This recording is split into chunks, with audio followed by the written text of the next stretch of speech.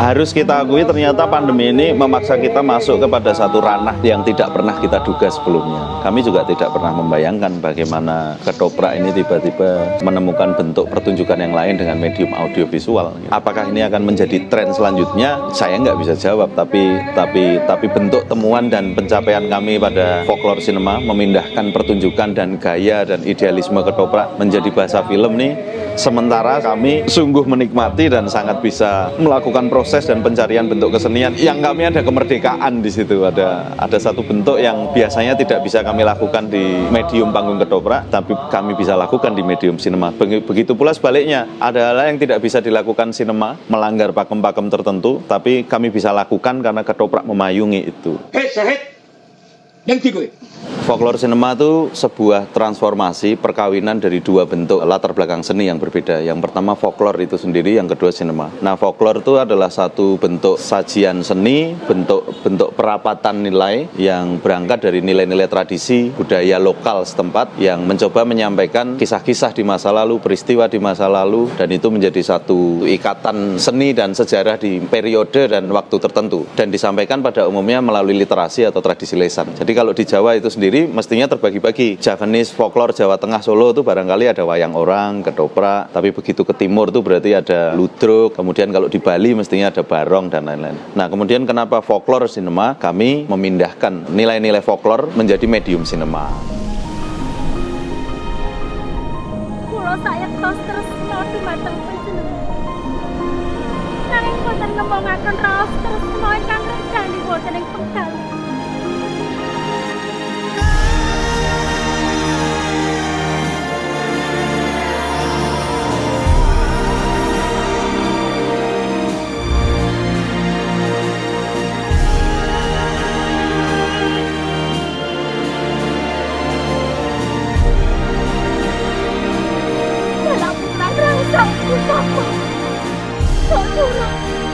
Kurang totalan ngubar kamurkan.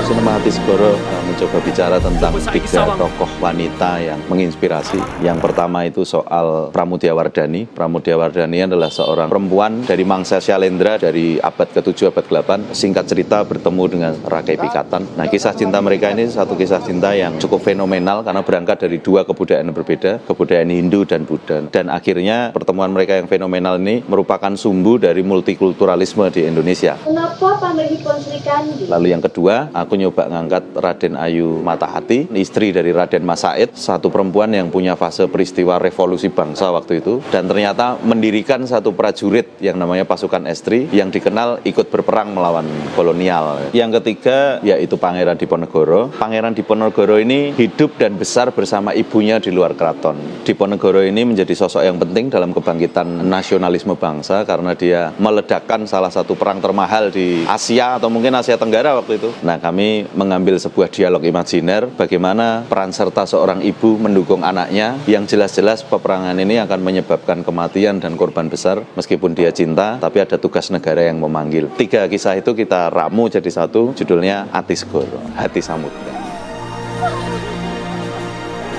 Coba saiki Sawangan.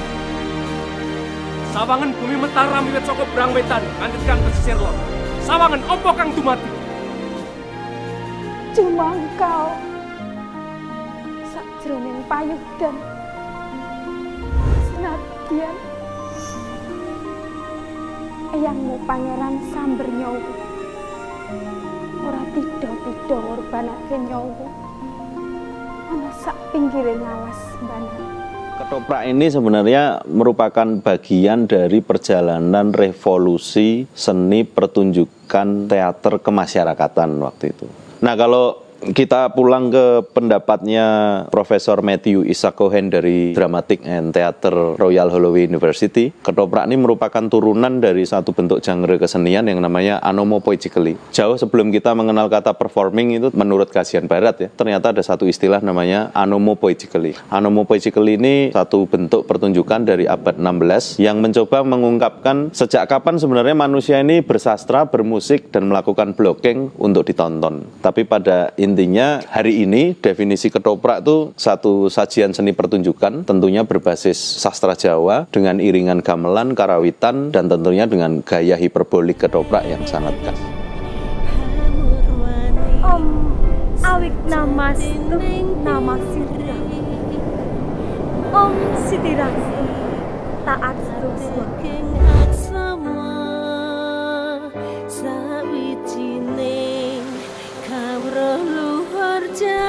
Kapecak kuwi metah. Badhe kula belani kanthi tetes sing getih ingkang pungkasan.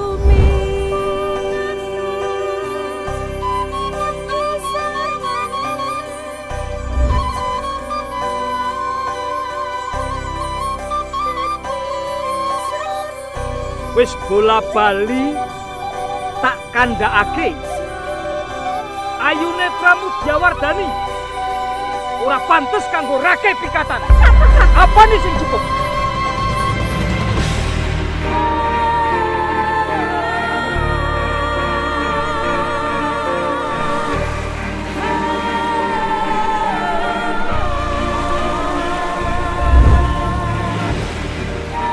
Sopo sing bisa mateni aku bakal diganjar panguwasa lan lemah kang jembar ing sawetane gunung Prabu. Kepak